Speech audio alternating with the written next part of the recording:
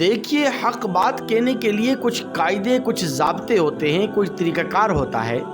آپ جب تک حق بات کہنے کے ان قاعدوں اور ضابطوں کا پاس اور لحاظ نہیں رکھیں گے، حق بات آپ کی مؤثر نہیں ہو سکتی۔ علامہ شبیر احمد عثمانی رحمۃ اللہ علیہ نے حق بات کہنے کے لیے 3 شرائط بیان کی ہیں۔ نمبر 1 کہ بات حق ہو، نمبر 2 طریقہ حق ہو، نمبر 3 نیت بھی آپ کی حق ہو۔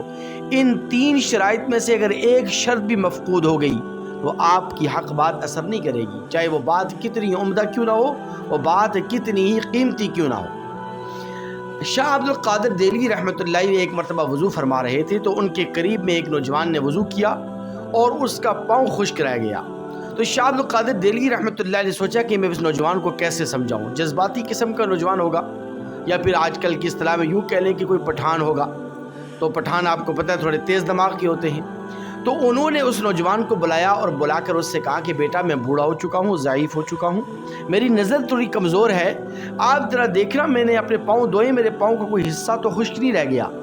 اس نوجوان نے ان کے پاؤں کی طرف بھی دیکھا، اپنے پاؤں کی طرف دیکھا تو اسے اپنی غلطی کا احساس ہو گیا اور اس نے حضرت شیخ کا شکریہ ادا کرتے ہوئے کہا کہ شیخ، اللہ تبارک و تعالی آپ کو اپنی شان کے مطابق کامل جزائے خیر نصیب فرمائے۔